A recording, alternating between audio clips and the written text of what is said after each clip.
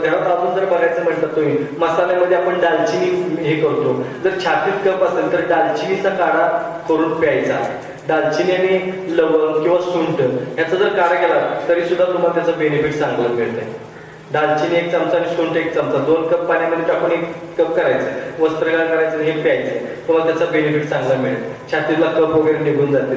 बरेच लोक खळ करत असतात बघा असं, तर यांनी कोमट पाण्यातून सकाळी तूप प्यायचं.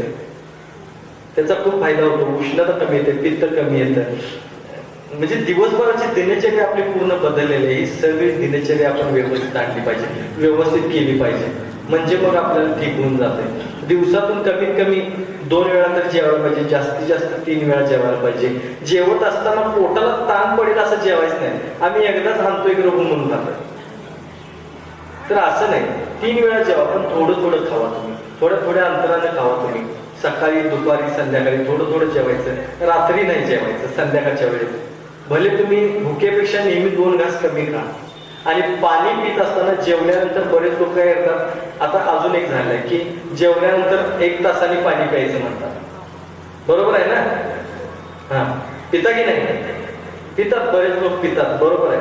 पण ह्या चूक काय तुम्हाला सांगतो, जेवल्यानंतर ना 1 तासाने पाणी नाही प्यायचं. जेवल्यानंतर 20 मिनिटांनी पाणी प्यायला सुरुवात करायची.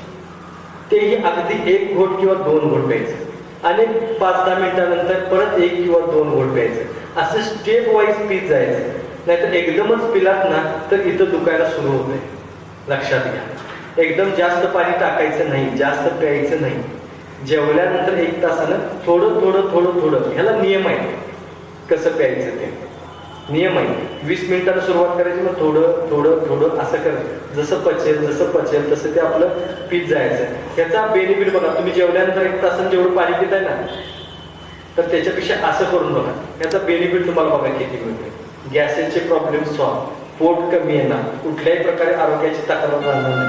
हे कितीतरी आपण म्हणजे साध्या गोष्टीतून पालन करू शकतो. करून बघा, खरंच करून बघा हे सांगितलेल्या पद्धतीने.